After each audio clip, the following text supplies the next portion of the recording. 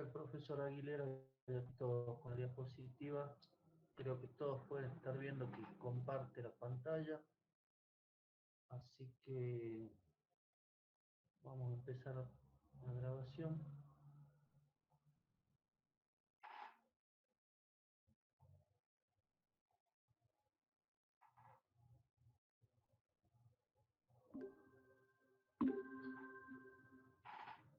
Bueno, los dejo con el profesor Aguilera que va a iniciar el tema teórico del día de hoy, tema 4. Tema 4. ¿Cómo están ustedes? ¿Bien? Buenos días, profe, ¿todo bien? Buen día, profe. Hoy vamos a ver básicamente en base a los elementos, componentes de la fotogrametría, básicamente lo que se puede generar o obtener a través de la fotogrametría, todo tipo de mediciones y cálculos que se pueden efectuar. Lo vamos a tratar de llevar lo más rápido posible, cosa de cumplimentar con los tiempos. Son todos trabajos que tienen relación a cálculos, por consiguiente sería interesante que veamos la parte analítica, si ustedes tienen alguna duda o algo, y después poderlo concebir en algunas prácticas. Bueno, ¿qué es la exageración estereoscópica? Tenemos que partir para este tema. La exageración estereoscópica, ustedes tal vez no lo han podido apreciar un poco, es cuando uno observa las fotos a través del telescopio de espejo, que nota, no tanto así en el telescopio de bolsillo, tal vez en el de espejo, porque la distancia a la foto es un poco mayor. Se trata de comparar que la distancia que hay del observador a la foto sería equivalente a la distancia de la altura de vuelo, y la separación entre fotos sería aproximadamente la base del aire. En esa misma relación, pero como esto es totalmente ilógico, ya que no son relaciones exactamente similares, es que se nos genera al observar las fotos una exageración telescópica. La exageración estereoscópica no es otra cosa que al visualizar un par de fotografías aéreas, uno ve un relieve un poco más exagerado de lo que es normal. Exagerado en sentido vertical, o sea, de que es similar. No sé si ustedes trabajaron con perfiles geológicos, perfiles topográficos, en los cuales ponían una escala horizontal y una escala vertical en el perfil. Si la escala horizontal y vertical era igual, el perfil se decía que era normal. Ahora, ustedes podrían tener la misma escala horizontal y una escala vertical un poco exagerada, del doble o del triple, en el cual, sin variar la posición de los puntos en la vertical, se notaba que tenían una cierta exageración vertical. Eso era para incrementar o hacerlo más plausible algunos relieves que eran muy chatos, muy poco claros. En la foto es algo similar, o sea, a la misma escala horizontal tenemos un pequeño artificio que al ver la estereoscopía se nos exagera un poco la escala vertical. Entonces, hay dos factores que intervienen, como dije anteriormente. Una es la base en el aire, otra la altura de vuelo y la distancia principal, que es normalmente constante. Mientras se observan los modelos telescópicos, la relación entre la distancia interpupilar y la separación entre la fotografía, ¿sí?, es equivalente a estas relaciones. O sea, la separación interpopular vendría a ser aproximadamente equivalente a la separación de la fotografía en la mesa a lo que sería la base en el aire, B, y la altura de observación sería aproximadamente equivalente a Z, a la altura del vuelo.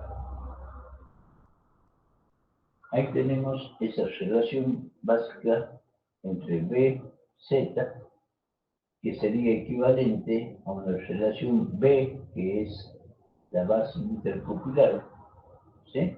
O la separación de la foto en el caso de una visión en telescopio de bolsillo. Una separación entre fotografías que es equivalente, en este caso es idéntica, pero sí H, que viene a ser la altura de observación, sería equivalente a Z. Entonces la relación B sobre Z sería B sobre H. Esa relación más o menos se trata de que sea coherente, no siempre es similar ni parecida, ¿sí? Porque lamentablemente estos modelos nosotros no los podemos modificar, tanto la altura del aparato a la mesa como la separación interpopular se mantiene constante siempre. En cambio esto sí es variable. Y vimos ayer, creo que fue, en que la relación B sobre Z, para poder observar telescópicamente un par, tenía que ser aproximadamente 0,6, ¿se acuerdan? Entre 0,02 y 2. O sea que esto es muy variable y normalmente no es similar a este valor. Basándonos en esto, es que la exageración en las elevaciones del terreno entre la relación B y la altura de vuelo, la base en el aire y la altura de vuelo, debe ser igual a la relación entre la distancia interpopular y la altura de observación al par telescópico.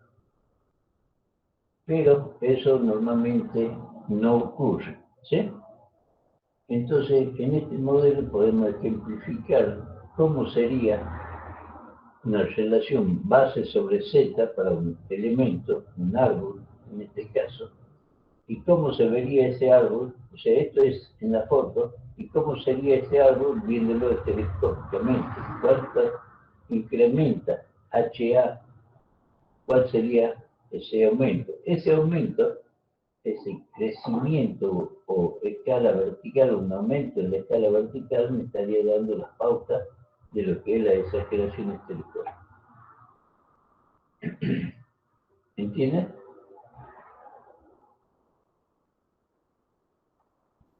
Sí, profe. Bueno. Esto lo vimos ayer,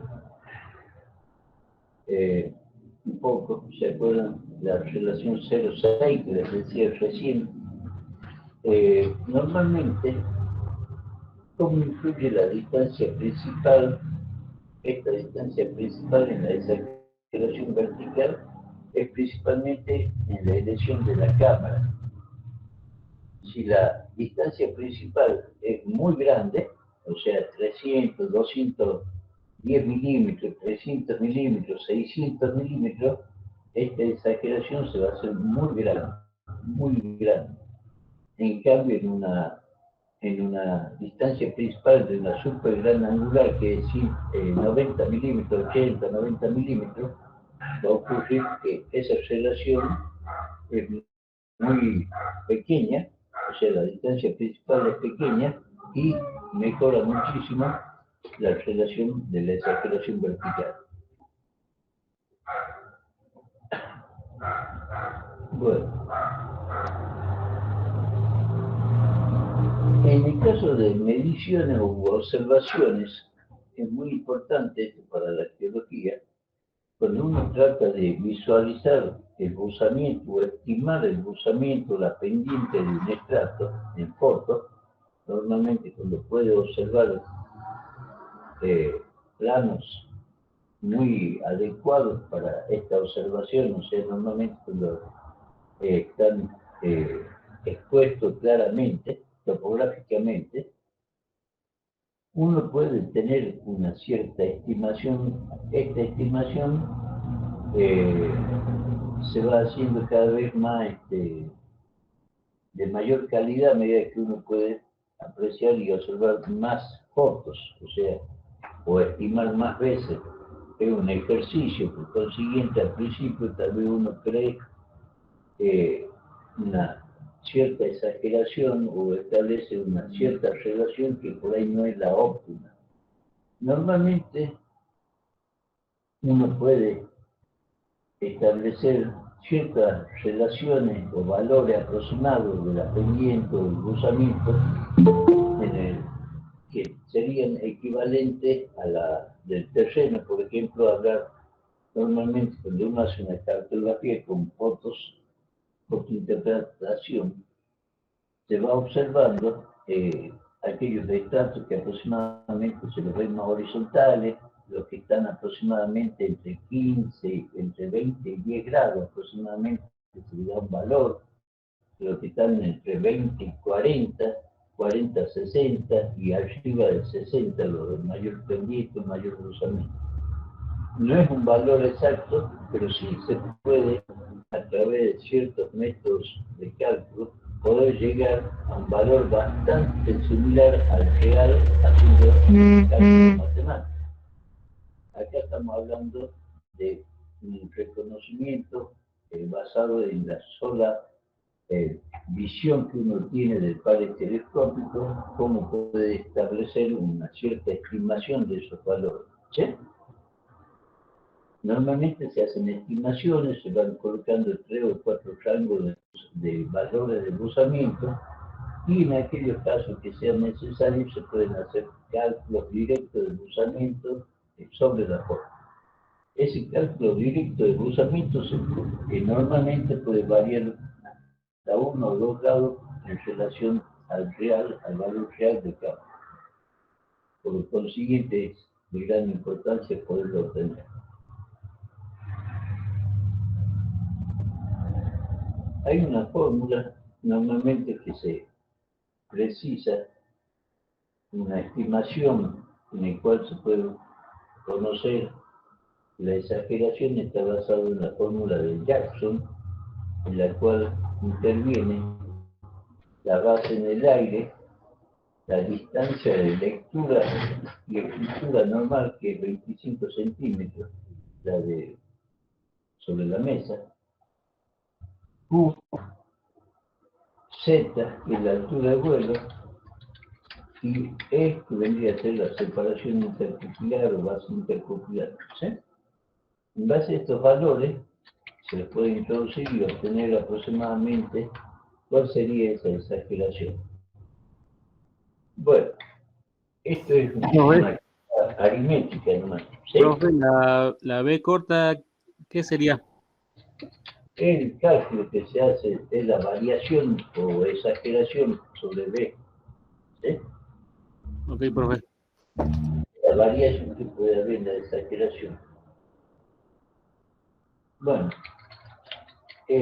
normalmente este es un cálculo el que sigue, es cálculo de altura de puntos conociendo la cota de 2 de ellos.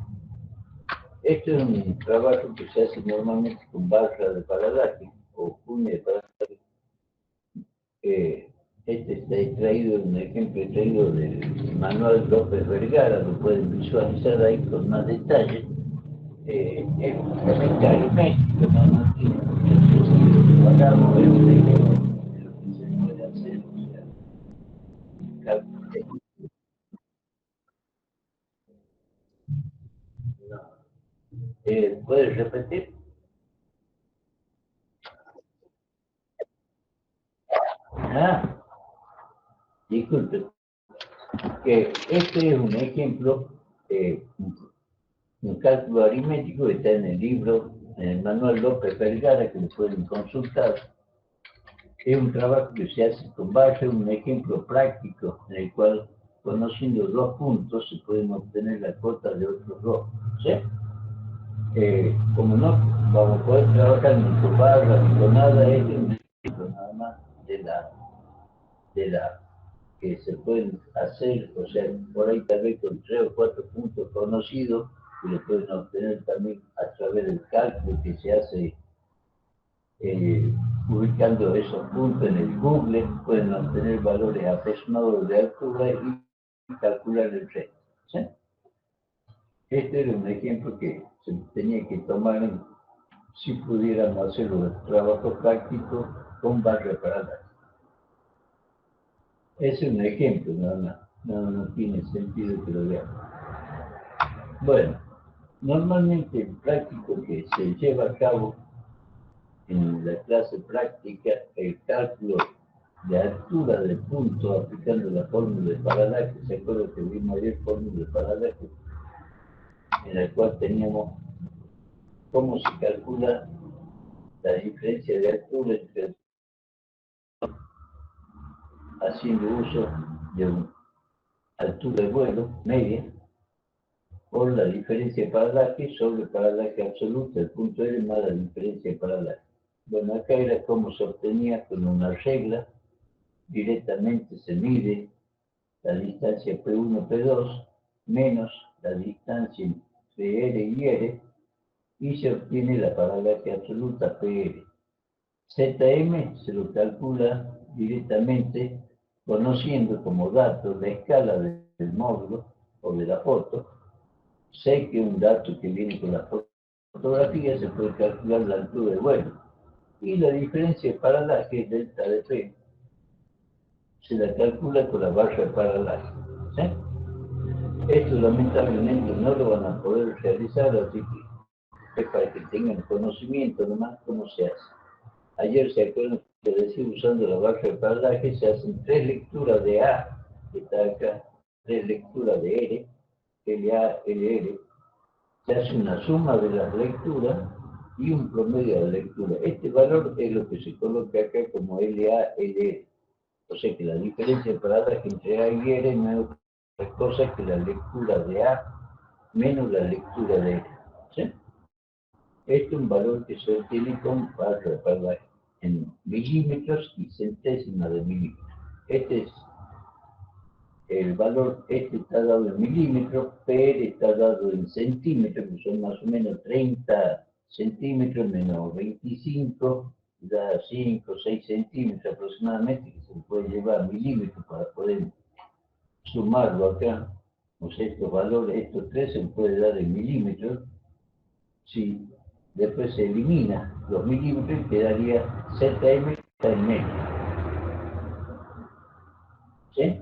O sea, se hace el cálculo, se lleva este valor de milímetro y de esa manera, dividiendo estos dos elementos, se lo multiplica por ZM, que daría el valor de delta de H en metros.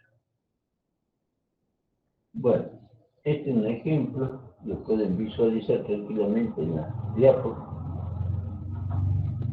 Lo importante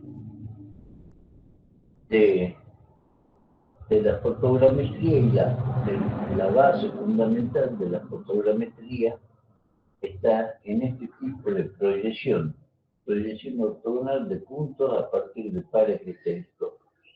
Es como lograr visualizar un mismo punto, ¿sí?, a través de 2 observaciones distintas, 2 fotografías consecutivas. Fíjense que acá estamos observando un punto M del terreno. Tenemos N1, que es Nadir 1, Nadir 2, son los centros de la fotografía. Este punto M en el terreno, M mayúscula, se lo ve en la foto como M', M segunda, en dos como orientaciones distintas. Fíjense, radialmente del centro del nadir de la foto, lo podemos trabajar con un calco. Colocando un calco podemos ubicar el punto central, el homólogo y la semirrecta que pase por el punto observado M. Cuando yo paso ese calco a estas fotos, hago coincidir el punto principal C2 con el homólogo C2, marco el C1 y el C1 y radio semirrecta que pasa por M'. Sería algo similar a esto que está acá, ¿sí? Esto mismo lo hago en la foto. De esa manera, yo en el cálculo que obtengo la foto, voy a obtener que estas dos líneas se cruzan y se intersectan en un punto. En ese gráfico, la intersección de esos dos puntos, de esas dos líneas, perdón, estaría indicando la posición correcta ortogonal de la proyección del punto M. Si yo eso lo llevo al cálculo de una foto, voy a poder medir, ya sea en la foto derecha o en la foto izquierda, que esta distancia equivaldría al desplazamiento debido al relieve que tiene el punto M. O sea, de esta manera yo estaría logrando un M minúscula en el terreno, un M minúscula en la foto, en la intersección de estos dos puntos, que voy a hacer este ejemplo. Acá ustedes observan la foto, en la cual yo coloco el calco. Principalmente tengo que hacer coincidir que el calco contenga al punto principal 1 y 2. Y radio una semirrecta del centro de foto que pase por M, hago que el trazo pase un poco.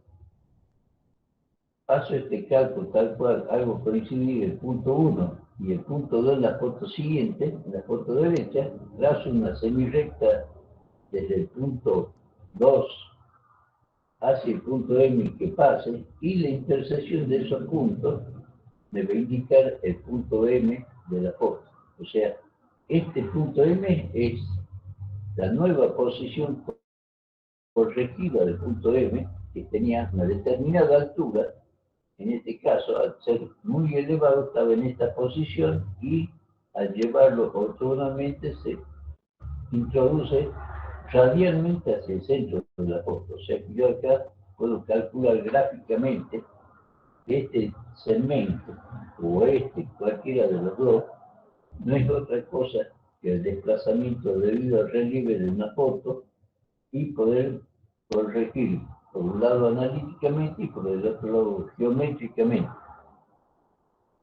Esto es lo que se hace normalmente cuando uno trabaja y ubica numerosos puntos en el terreno, tanto en altura, en la parte más baja del terreno, para poder obtener una corrección en un calco, una transformación de esta proyección central a una proyección totalmente plana, que sería este plano, este vegetal. ¿Entienden? ¿Entendieron ahí? Sí, profe. Bueno, ¿para qué sirve justamente el desplazamiento debido al relieve? ¿Por qué tenemos que corregir siempre los puntos? Justamente porque cuando yo quiero tomar una distancia en la foto, vamos a volver un poquito para que tengan claro este concepto.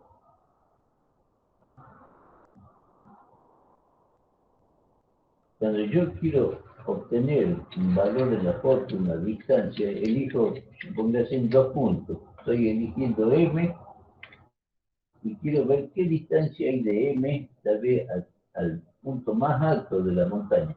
Coloco un punto N acá o X. Si yo lo mido en la foto, estoy midiendo en plano inclinado. No es real, no es el mismo que si yo lo llevaría a todo a la misma altura. Ortogonalmente lo llevaría en esta posición, y ahí sí, esta distancia no va a ser la misma que la tangente que estoy viendo acá. O sea, llevarlo ortogonalmente significa llevarlo a un plano de referencia. No es lo mismo medir sobre el plano de referencia, que viene a ser el cateto, a medirlo sobre la pendiente, que vendría a ser la tangente a esa misma. ¿Sí? Entonces, normalmente las medidas que yo puedo realizar en la foto pueden ser erróneas si no corrijo previamente la reubicación o nueva posición de los puntos. Todo cálculo de distancia o medida que yo realice sobre la foto, tengo que hacerlo basado en uno de los catetos de entre dos puntos, ¿sí? Llevados a una superficie plana o a un plano planimétrico. ¿Entienden? Entonces, normalmente, para cualquier tipo de cálculos posteriores, acá lo pueden ver, en el caso de medida de desglosamiento o pendientes, ¿sí? En el cual yo estoy tomando esta distancia D, que es muy importante, no es otra cosa que la distancia en la foto corregida. Yo mido sobre la foto ya que lo tengo por dos puntos totalmente corregido el desplazamiento debido al relieve. Y H lo calculo, que viene a ser el otro cateto, no es otra cosa que la altura que hay, o diferencia de altura que hay entre A y B, que la puedo calcular a través de la fórmula de paralaje. La fórmula de paralaje dice que delta de H, o H, va a ser igual a ZM por desplazamiento debido a, diferencia de paralaje sobre paralaje más diferencia de paralaje. O sea que para calcular H yo hago el cálculo basándome en la fórmula de paralaje y para D hago el cálculo de desplazamiento debido al relieve corrigiendo esa separación o distancia corregida. ¿Sí? Y alfa es el ángulo de cruzamiento. Por consiguiente, la tangente de alfa va a ser igual a H sobre D. ¿Sí? A su cateto opuesto.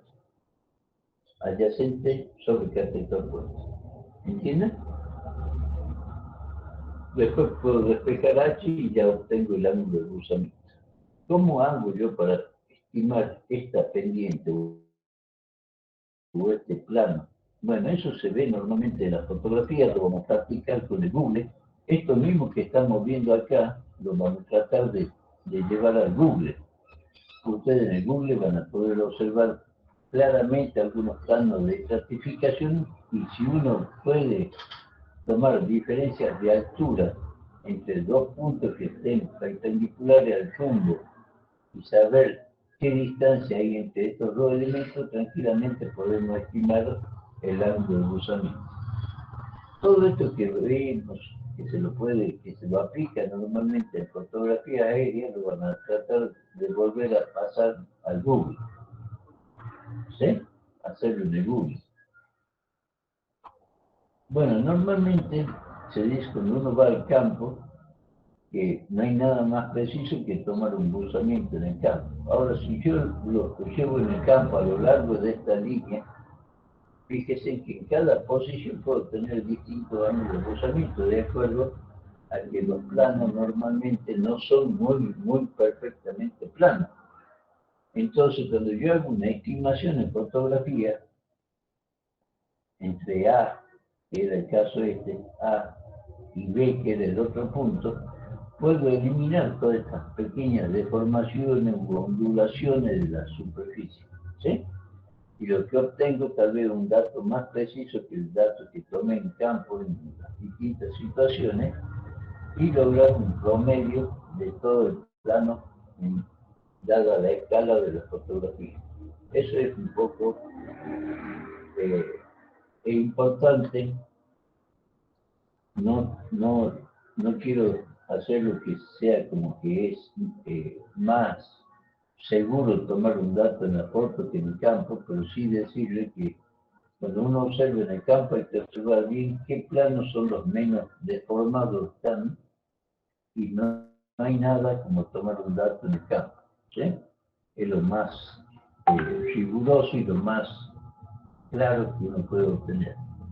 Todo lo que uno hace en fotointerpretación siempre requiere un trabajo muy detallado del campo y hay que hacerlo obligadamente. No hay ningún trabajo de fotointerpretación que se valga por sí solo si no se tiene un trabajo de campo. Es menos cantidad, pero es necesario, sí o sí. Bueno, esta es una parte del cálculo que uno puede observar. Este es un perfil. ¿Cómo sería este perfil visto en una foto? Acuérdense de este ejemplo, porque cuando les pedimos en el examen cómo se dibuja un estrato horizontal, este fue una serie horizontal. Cuando uno les pide que dibujen una serie horizontal vista en planta, nadie lo puede hacer. Y siempre les damos muchos ejemplos para hacerlo. Fíjense en qué sencillo que es. Todo esto con solo cálculo. Fíjense, si yo calculo que la barra de paralaje únicamente el delta de H de cada uno de estos, entre D y C puedo sacar el espesor de la unidad C, entre C y B puedo calcular el espesor de B y así para A también. O sea que yo posicionándome, marcando un punto en cada uno de estos, puedo obtener o el espesor total o el espesor parcial de cada unidad. ¿Entienden? Estos puntos que estarían acá me estarían indicando el punto principal de esta foto, el punto principal homólogo de la foto anterior y el punto principal homólogo de la foto siguiente. Eso es una foto cortada a la mitad, más o menos. ¿Queda claro este dibujo? ¿Queda claro cómo se realiza? Sí, profe. Después viene un caso general, que no es otra cosa que aplicar el cálculo de espesor, también, como siempre, teniendo el dato de D, distancia en la foto corregida, ¿sí? Acuérdense que este es un dato de foto, es foto lectura de la foto, no del campo. ¿Cómo hago yo para que D y H sean coherentes? O sea, H me va a dar en milímetros o en metros, de acuerdo al valor. D yo lo puedo tener en milímetros o centímetros. Lo que tengo que lograr es equiparar estas dos unidades. H me va a dar en metros porque ZM da en metros, ¿sí? Pero D, que me da en milímetros, lo tengo que llevar a esta distancia en la foto como si fuera una distancia en el terreno. Por consiguiente, lo tengo que multiplicar a D por la escala. De esa manera obtengo el equivalente de D en la foto, sobre D en el terreno. Y el ángulo de bosamiento, ¿cómo lo puedo calcular acá? El otro dato que me falta. El ángulo de bosamiento, de correlación de triángulos, estaría ubicado en esta posición también para tener la relación de estos dos triángulos. ¿Sí? Alfa es un ángulo que me lo pueden dar como dato o yo lo puedo haciendo uso de un plano de estratificación próximo o cercano al lugar donde voy a medir el espesor. ¿Entienden? Entonces de esta manera obtengo mi relación de espesor de una serie bosante, aproximadamente 45 grados de bosamiento, se daría este caso entre todo aquello que entre 30 y 60 grados de bosamiento. Sería el equivalente al caso general. Después tenemos, bueno, eso es lo que ya dije. Entonces acá, este E estaría resuelto como dos fórmulas separadas. Tengo un N y un N' para estos dos triángulos, ¿sí? En el caso aplicando el seno del bosamiento voy a tener M sobre D, por otro lado aplicando el coseno del bosamiento voy a tener M', de esta manera obtengo la sumatoria en el espesor, y el espesor entonces va a estar dado por el módulo escalar por D, para obtener que este valor de distancia en la foto se me haga en metros, por el seno de alfa, más la altura H, que está expresada como altura en metros también, por el coseno de alfa. Esta es la fórmula para dar. ¿Sí? Y esta sería cómo puedo llevar D a metros multiplicándolo por D. Bueno, esa es son artificios que uno busca normalmente para geométricamente o analíticamente llevar los valores con el mismo tipo de. Bueno, aquí tenemos otros dos ejemplos, uno de muy baja altura, bajo buzamiento, me confundí, en el cual se estima, normalmente ocurre, esto es muy natural, de aquello secuencia suavemente buzante, entre 0 y 15 grados, o sea, tendríamos que pasar los 5 grados para que no sea horizontal, sino estaría en el caso del ejemplo 1, más o menos entre 0 y 10 grados consideraríamos casi horizontales. Entre 5 y 15 grados sería un buzamiento bajo. En esos casos, normalmente se estima que el ángulo de buzamiento al ser tan bajo equivale a la vertical justamente del terreno. Entonces, teniendo el cálculo aproximado de del buzamiento del estrato, yo puedo calcular únicamente con la barra de paralaje, sacar la diferencia de altura entre A y B y multiplicarla por el coseno de ese ángulo de buzamiento y obtengo el espesor de la secuencia. Ese es un caso. Ahora, si este fuera más inclinado, si fuera un poquito más inclinado, ya pasaría al caso anterior, que era un buzamiento general, y este ya es para una secuencia de mayor buzamiento, o sea, arriba de 60 grados, 55, 60 grados, ¿sí? Hasta 90. En el caso de 90, directamente con solo medir, si tuviera, suponiendo que esta secuencia tuviera 90 grados, aunque yo mido únicamente la distancia, la foto, y lo multiplico por la escala, estaría obteniendo. En el caso de que la secuencia tenga un alto buzamiento, pero no sea exactamente vertical, la tengo que multiplicar por el seno del buzamiento. El seno del buzamiento lo puedo tener acá en este plano o en este otro plano. ¿Sí?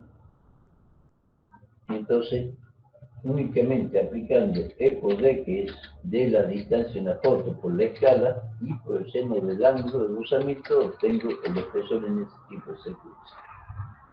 Lo mismo en este caso. ¿Sí? Bueno, más o menos les queda claro esto. Todo esto son estimaciones para espesores. ¿Sí? Es lo que se hace teniendo en cuenta principalmente que tenemos que aprender a sacar el buzamiento. Tendríamos que tener dos elementos, aparte del buzamiento. ¿Cómo calcular el buzamiento? Se lo voy a mostrar después en el Google cómo se hace la estimación de buzamiento. ¿Cómo se hace para calcular espesores de distintas series? Normalmente ustedes se pueden dar porque este no tiene.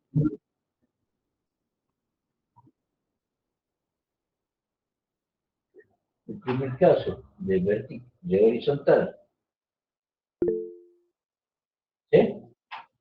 En la secuencia horizontal, o sea, tengo el caso, siempre en todas las aplicaciones de los 4 casos, siempre voy a tener en juego altura, h, que viene dada por la fórmula de paralaje, o sea, cálculo por la barra de paralaje y paralaje telescópica, obtengo el valor h. Eso lo vimos ayer en la fórmula de paralaje. ¿Cómo se obtenía la fórmula de paralaje o cómo se obtenía h? H o delta de h no es otra cosa que la diferencia de altura entre dos puntos. ¿Sí? Llevado ortogonalmente, por supuesto, lo que le explicaba recién, no es lo mismo que yo mida h así, o o perdón, la distancia, que mida la distancia sobre la tangente o mida la distancia en el cateto de uno de los triángulos. Como todo esto se resuelve por trigonometría, yo siempre tengo que tener claro que H no es otra cosa que la fórmula de paralaje, y D no es otra cosa que la corrección de la posición exacta del punto A y B en la foto, a través del desplazamiento debido al relieve, poder medir con una regla milimetrada o lo que sea, la distancia en la foto, y con la escala me va a dar siempre la relación de distancia en el terreno de esos dos puntos. Entonces, en todos los casos, yo tengo que buscar artilugios trigonométricos para poder resolver estas ecuaciones. ¿Sí? Por un lado, dijimos que también usando D y H podía calcular los cruzamientos. Esto mismo que veo acá lo puedo aplicar sobre esto. ¿Sí? Calculo distancia en la foto entre dos puntos, altura en la foto entre dos puntos y obtengo H. Sería un dato, D sería el otro dato y delta de H otro dato. En el caso de estratos horizontales, esto es lo que se vería normalmente en un perfil. ¿Sí? Esto reflejado en la foto va a tener esta forma. Este contacto de una secuencia horizontal normalmente son como curva de nivel. En toda fotografía o todos los retratos, si ustedes miran o ven una película o ven cualquier foto, traten de buscar una foto común de una zona horizontal, de secuencia horizontal, como el cañón del Colorado, cualquiera, van a ver que los contactos entre unidades parecen curvas de nivel, como si fueran una torta. Entonces acá yo tengo el contacto entre la unidad A, que está por fuera, con la B, que es el primer banco que yo tengo. El segundo, perdón, acá A sería todo esto con simbología de caliza, B sería el punteado, C, este otro más finito como caliza, y el D que estaría arriba, que no aparece acá, tendría que tener otro elemento acá como D, que sea superficialmente todo esto D que está arriba. ¿Sí? Esta unidad que está acá. Eso me falta en el dibujo. O sea, lo que yo estoy observando como punto D sería todo este plano. A partir del punto D hacia adentro es todo plano equivalente a D. Entonces yo acá tengo una separación en la foto. Es pequeña la separación. Pero yo con solo calcular ahora el delta de H que hay entre el punto A y el punto B, o entre el punto A y el punto D, puedo saber cuál es el espesor de la secuencia. ¿Por qué? Porque yo estoy midiendo esta altura, delta de H, si digo entre A y D, tengo el espesor completo este. Si digo entre A y B, voy a tener exclusivamente este espesor. Acá no me importa la distancia en la foto. Lo que importa hacer una secuencia horizontal es la diferencia de altura que hay entre dos puntos, dos contactos. ¿Sí? ¿Entienden?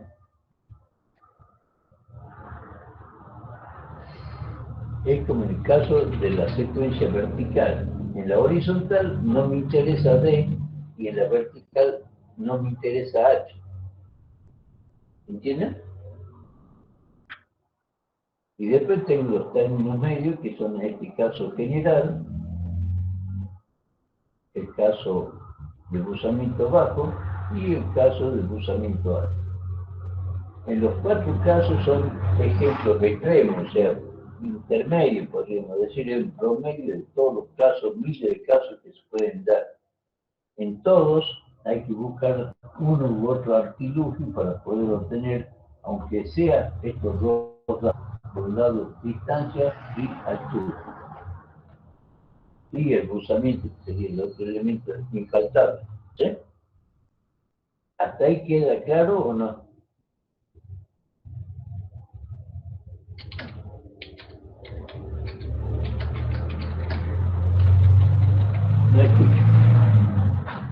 No se escucha, padre. Sí, más o menos. Ah, más o menos, se queda poco claro, pero son ejemplos.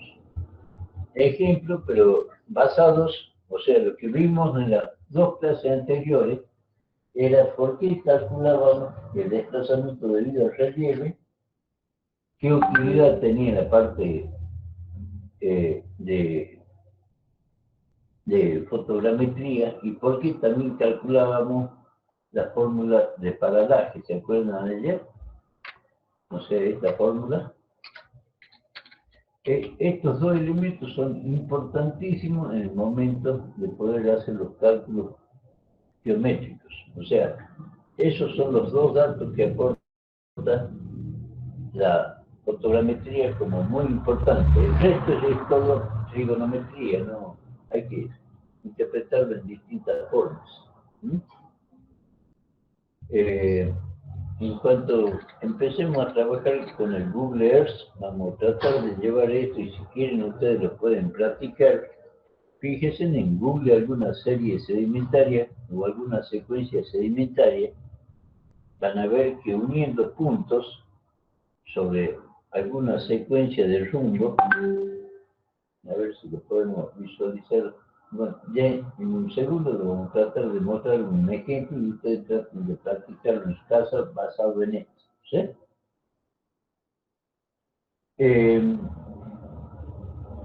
Dijimos que las medidas son normalmente casi en milímetros y realizamos tanto la barra de paralaje o distancia en la foto, son en milímetros. Tenemos que trabajar con mucha precisión, lápiz muy fino y lo posible cometer el menor error posible. Normalmente estos son algunos de los errores que se pueden observar en las medidas de paralaje. Principalmente, el principal error es que la fotografía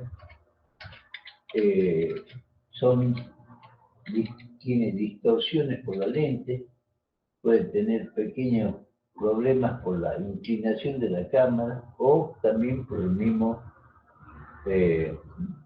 desplazamiento debido al relieve. O sea, tener mucho relieve puede tener grandes problemas de deformación a medida que nos alejamos del punto principal. Dijimos que el desplazamiento debido al relieve era radial a partir del centro de la foto. A medida que, o sea, si yo considero el centro de la foto un área aproximadamente del centro de la foto, mis desplazamientos debido al relieve van a ser pequeños. Pero si yo tengo que trabajar y no me queda otro remedio que trabajar muy en los bordes de la foto, es seguro que voy a tener bastante problemas. Aparte del desplazamiento debido al relieve, puedo empezar a tener problemas también de la escala.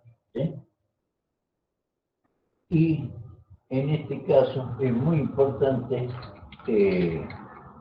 saber qué tipo de estimación está haciendo uno. Principalmente tenemos que partir de la escala de la fotografía. Si yo trabajo con una escala unos 50.000, después más adelante hay unos ejemplos que les puedo proporcionar para que vean cómo un pequeño error de medio milímetro puede ser muy grande comparado a si trabajo con una foto unos 20.000. Justamente la escala me está generando que el solo hecho de que yo me equivoque en medio milímetro puede ser muy grande la diferencia entre ambas escalas. ¿Sí? Otro problema básico es principalmente cuando uno se inicia en estas actividades de trabajar con la fotografía, son los errores propios del observador, la falta de costumbre, la falta de conocimiento de cómo trabajar. Hay que ser muy persistente y muy cuidadoso, en especial en los cálculos por la barra de paralaje. Son cosas que al principio parecen tontas, pero después a medida que uno se va ejercitando va viendo que la precisión se hace cada vez mayor. Con una simple nosotros en el práctico normalmente comenzábamos el uso de la barra de paralaje con 10 lecturas por cada punto. ¿Por qué? Porque de esa manera el alumno podía, o el iniciante en estas tareas, podía ir corroborando que a medida que empezaba a leer, se iba afinando su lectura al final. O sea, después de la quinta lectura, recién empezaba a obtener valores más o menos promedio. Antes no. O sea, eso demuestra que el entrenamiento o el inicio de las actividades normalmente, ya cuando uno está habituado a hacerlo, con solo hacer 3 lecturas es suficiente. Ahí se puede notar este tipo de error. Otro punto importante cuando uno hace una lectura con barra de paralaje es la elección del punto que uno quiere leer o tomar medidas tiene que ser lo suficientemente claro y que sea adecuado. Acá dice elección inadecuada. Bueno, el punto uno tiene que elegirlo y eso es cuestión de práctica también, que sea tan pequeño el punto, que sea visible primero que nada, que sea inconfundible la visualización con ambos ojos en las dos fotos, pero a la vez que sea lo suficientemente pequeño para que yo no cometa el error de que si es muy grande el punto, mis marcas flotantes de la barra no cometan el error que en un momento esté en este vértice, por ejemplo, en el otro vértice, siempre voy a estar en el punto, pero en distintas partes del punto. Entonces, puedo estar recorriendo el punto a la vuelta y voy a tener un promedio bastante distante uno del otro. Y el último y más peligroso de todo es la colocación de los pares fotográficos, no respetando la posición correcta de la línea de vuelo, que los 4 puntos principales, los 2 principales más los 2 homólogos estén dentro del mismo plano, dentro de una misma línea, que la separación sea exactamente la separación del instrumento, que no haya errores, que eso es algo que peleábamos siempre al principio, porque hasta que se acostumbran a colocar los ejes en paralelo, para los ojos en paralelo, para poder visualizar en paralelo, normalmente siempre tienen tendencia a colocar los puntos en forma más cerca. Y nos cuesta mucho, tenemos que trabajar mucho con los alumnos hasta que logramos que puedan abrir los ejes ópticos, los ejes de los ojos, para poder ver bien estereoscopía, que sean los puntos homólogos, tengan la separación correcta, como para que se pueda medir la base instrumental. Entonces, todos estos elementos son muy importantes al momento. Hay que sopesarlo bastante bien al momento de trabajar con medidas. ¿Sí? Bueno, chicos, hasta acá, ¿alguna duda?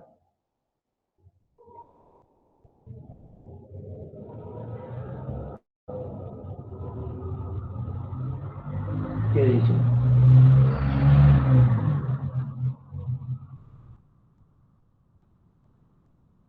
¿Quedó claro? No.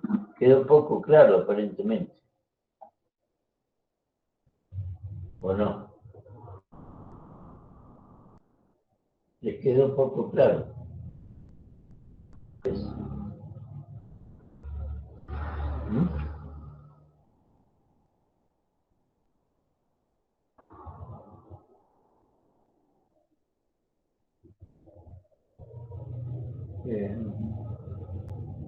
no sé si me están viendo la pantalla de negrita. Fíjate. Sí, acá el Google. ¿Sí? Bueno, chicos, acá les quiero mostrar lo que sería un trabajo que ustedes nos pueden practicar. Supongamos una serie inclinada, una serie sedimentaria cualquiera inclinada, ¿sí? En el cual queremos definir, fíjense en este plano que se ve acá, tal vez no está muy claro, es muy rugoso, no está muy bien definido. Vamos a buscar uno más liso, tal vez. A ver.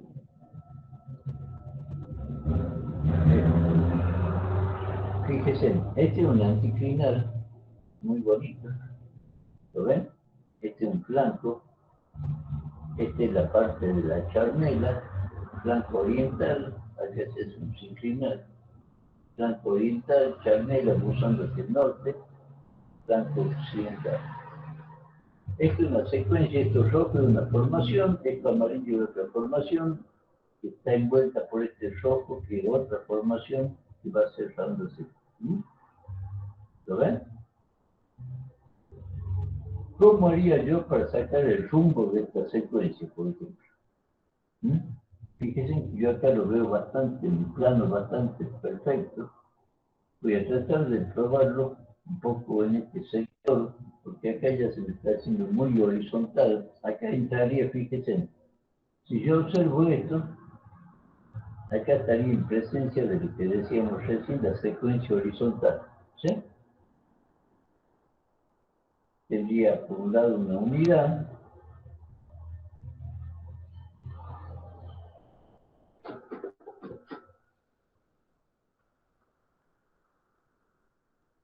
vamos a poner otra unidad, supuestamente, esta gris.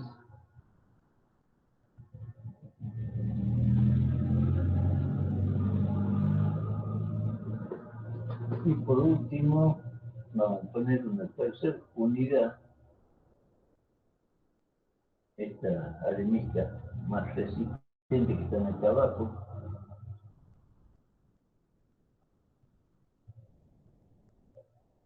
Bueno, ahí tengo tres unidades. Tengo la unidad basal roja, una unidad de arenisca roja. Supongamos que esto es A, B, C y D. ¿Cómo calculo yo el espesor de esta secuencia? Supongamos que voy a colocar 3 puntos o 2 puntos que yo quiero medir espesores. Supongamos acá, tengo que ubicarlo sobre la línea, porque esto es lo que yo obtendría en un plano, ¿sí? Y la otra, suponiendo acá. Bueno, si esta secuencia está totalmente horizontal, yo me iría al Google y pondría acá relieve, ¿sí? Coloco esto. Y fíjense que al poner relieve, yo acá tengo la posición de elevación de los puntos. Entonces yo me ubico en este punto y digo, ¿qué altura tiene? Acá. Ahí tendría 2.729 metros. Y acá, ¿cuánto sería? 2.609. ¿Quién puede hacer el cálculo? 2.730 menos 2.609. Bien, supongamos. 121 metros. 121 metros. A simple vista, ese es el espesor de este tramo de secuencia. Este es un caso típico de un ejemplo de una secuencia horizontal. Yo no preciso calcular acá la distancia porque sé que esto está horizontal. Lo que preciso es el desnivel nada más entre esta secuencia y esta para saber cuál es el espesor. ¿Entienden? Ahora, ¿cómo haría yo para estimar el rozamiento? Fíjense que yo acá puedo trazar una línea, más o menos siguiendo el rumbo. Yo veo acá planos, fíjense, todo esto son planos muy continuos, ¿ves? Aunque tenga únicamente una serie aproximadamente, más o menos promedio, sería algo así, ¿sí? Ese sería mi rumbo. ¿Estamos de acuerdo o no? Sí, pero O sea, sacó el rumbo con su mayor. ¿Cómo? Lo que usted hizo, sacó, digamos, con la inclinación esa que marca en el plano. Yo tracé una línea más o menos calculando que este plano, este es el rumbo del plano. Fíjense que yo puedo continuar esta línea en distintas direcciones, ¿sí? La puedo hacer un poco más larga. Acá no quiero entrar más acá porque aquella empieza a curvarse. Entonces, en cada trámite de esto voy a tener un segmento de rumbo más o menos distinto, ¿sí? Trato de hacerlo en este sector que es más parte del flanco, sin llegar a ser exactamente el flanco, ¿sí? Ahora, si yo esta línea la trato de ubicar más o menos perpendicular a lo que yo creo que es el buzamiento. Entonces, buzamiento, dirección de buzamiento, ¿sí? Una línea Claro, que hacía sería la dirección de buzamiento, una línea 90 grados de esta línea tendría que ser el rumbo. así, dirección de buzamiento, no al rumbo. 90 grados con respecto al rumbo tendría la dirección de buzamiento, ¿o no? Claro, claro. Bueno, ¿qué decían en la fórmula de cálculo? Fíjense en que esta línea, yo tengo aproximadamente esta línea sobre casi el mismo plano de estratificación, lo puedo seguir tal vez un poco más abajo, pero lo puedo calcular en otra forma. Si yo tengo esta línea más o menos sobre el mismo plano, lo que preciso por un lado, para calcular el buzamiento, ¿se acuerdan? Que era distancia en la imagen, ¿sí? Entre dos puntos, supongamos que este es 173 metros. Por un lado, 173 metros sería el rojo, fíjense, ¿sí?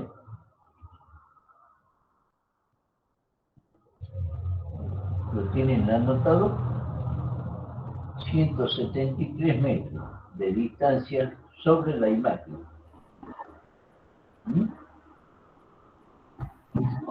¿Y qué diferencia de altura tengo entre esos dos puntos? Fíjense acá, yo voy a tener, primero veamos en este. Acá tengo 2793. 2793 menos 2767. ¿Cuánto sería? 36 metros. ¿Será? 2967. 2967 y el primero era 26. 2793. ¿Cuánto? 26. 26. 26 metros. Está bien, 26 metros. ¿Estamos? Entonces, ¿cómo puedo sacar yo el buzamiento con esos dos valores? Le di la distancia y le di la altura del nivel. ¿Quién me calcula el buzamiento?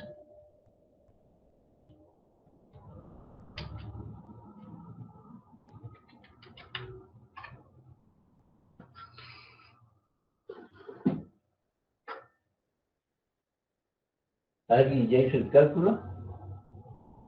Tangente de alfa. ¿Cómo era? Para el buzamiento. Es arco tangente, profe. ¿Verdad? ¿Cuánto? A mí ese cálculo me da 8 grados. 8 grados. A todos le da así. Sí, profe. ¿Sí? Sí, también. Bueno, suponiendo, está bien, puede ser 8 grados. Fíjense ahora que es un bajo buzamiento. Por eso están el plano. Yo puedo seguir un mismo plano acá, recién fíjense acá, aparecen pequeños otros bordes. Acá en el borde se puede observar la línea de buzamiento, ¿sí? son muy extendidas, muy plano. Esto baja con un rozamiento muy, muy bajo hacia el fondo. La otra forma de este cálculo es hacer, ustedes vieron en estructural, creo, en carteo geológico, la regla de los 3 puntos, ¿no? ¿O no? Sí, profe, en estructural. ¿Sí? ¿Lo vieron ahí? Sí, en estructural. Bueno.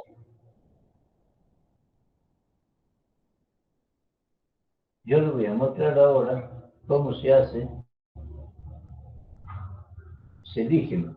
Ustedes tienen que venir acá, buscar 3 capas, 3 puntos que estén dentro del mismo plano. Bueno, este ya lo tenemos estimado. Veamos otro que esté más, con mayor rozamiento. A ver si uno de estos nos puede servir acá. Fíjense que acá tengo esa misma capa amarilla que veíamos recién en distintos puntos. Entonces yo quiero que ustedes elijan puntos, 3 puntos a distinta altura, ¿sí?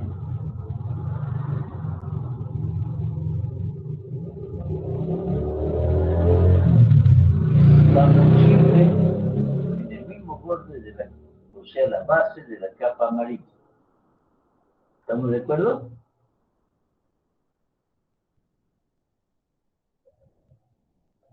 Vamos a elegir 3 puntos, uno alto, uno muy bajo y uno intermedio. Acá más cerca.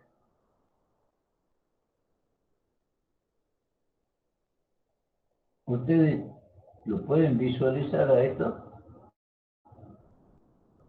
Bueno, ahí tengo 3 puntos. En base a esos 3 puntos, esto lo podemos pasar como ejemplo al aula virtual. ¿Sí? Bueno, estos 3 puntos nosotros se los vamos a subir al aula virtual para que ustedes lo analicen y me lo comenten en la próxima clase. ¿Sí? ¿Cómo se estima? Primero que nada, ustedes van a abrirlo con el Google Earth, la ubicación de estos 3 puntos. Tenemos que saber, primero que nada, cuál es la altura de este punto, suponiendo. A ver. Vamos a ver únicamente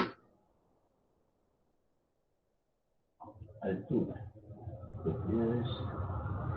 La altura de ese punto sería, estimado, 2.780 metros. Este lo vamos a llamar punto A, 2.780 metros, punto A. El punto B, que es más bajo, 2.541.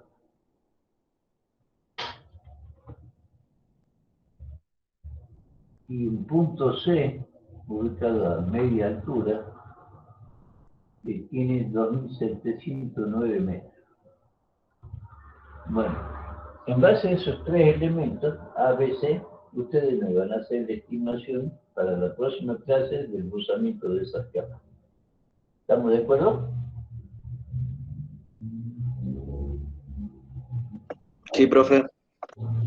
Bueno, si quieren ahí, el profesor les colocó el año pasado, debe estar en la página virtual también, un ejemplo, que hay metodológico como en Google Earth también se puede calcular rápidamente usando la posición de inclinación, visualizar claramente cuál es la proyección de un rumbo y hay otra forma de estimar también rozamientos. ¿Cómo lo tenía cargado? Ahí me estoy fijando. De todas maneras lo vamos a ir habilitando a medida que Aquí vayamos estamos haciendo. llegando ¿Sí? a práctica. Sí. Bueno, esto queda como tarea para la casa, chicos. Si quieren. ¿Ah? ¿Cuál era la altura del punto 2? Ya cuando le pasemos los puntos, yo se los voy a pasar Ustedes lo están visualizando. 2541. ¿Ah? Gracias. 2541. El punto 2. Sí, 2541, o sea, el punto más bajo. Sí, el punto más bajo. Sí, 2541 y el punto intermedio es 2709, lo que dictó. Exacto, así es. Y el más alto es 2780, más o menos. Ya, 2780 el punto bajo. Bueno. Eso queda como tarea para que ustedes hagan la estimación de usamiento. A ver, ¿qué tal anda? Y en base a eso también pueden hacer cálculos de espesores después.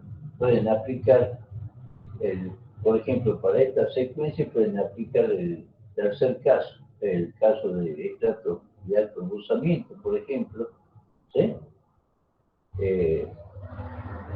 También pueden aplicarlo, por ejemplo, en esta zona, acá, los de bajo cruzamiento. Por ejemplo, estos tienen bastante bajo cruzamiento. Acá hay una capa muy linda en la cual, si ustedes analizan, normalmente a simple vista, uno cuando hace la propia interpretación y ve estos planos perfectos, sabe más o menos, estima que este es el rumbo de una secuencia, ¿sí? Y que este sería la dirección de cruzamiento. ¿Estamos de acuerdo en eso?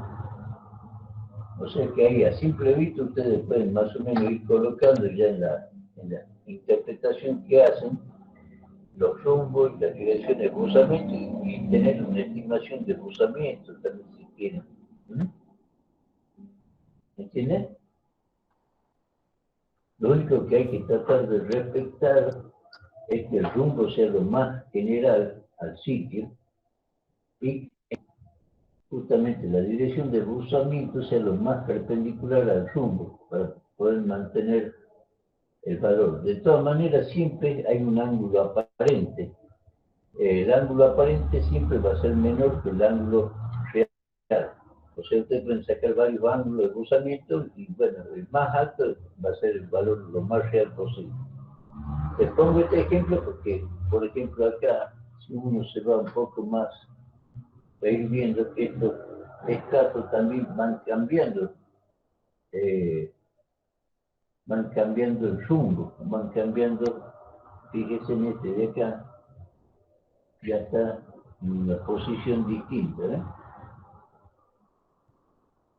Ahí, y si me voy a otro más cerquita, veo, fíjense en este más o menos el rumbo, pero el cruzamiento está así. ¿Qué pasa ahí? ¿Qué me está pasando ahí? ¿Qué sería esto?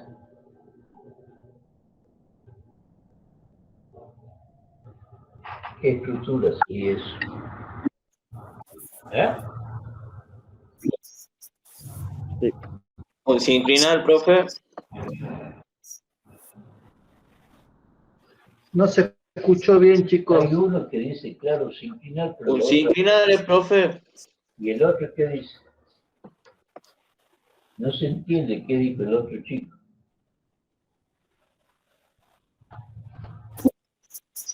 Ah, bueno, claro, un sinclinal, ¿verdad? ¿Entienden? O sea que normalmente uno no puede quedarse con, siempre uno tiene un rumbo, hay que ir analizando tramo por tramo y ir viendo, fíjese que este no es el mismo rumbo que este, y que este, y que este, ¿sí? En cada pedacito de la imagen van a encontrar cosas distintas, ¿entienden? ¿Les queda claro? Sí, profe. Bueno, chicos, practiquen y cualquier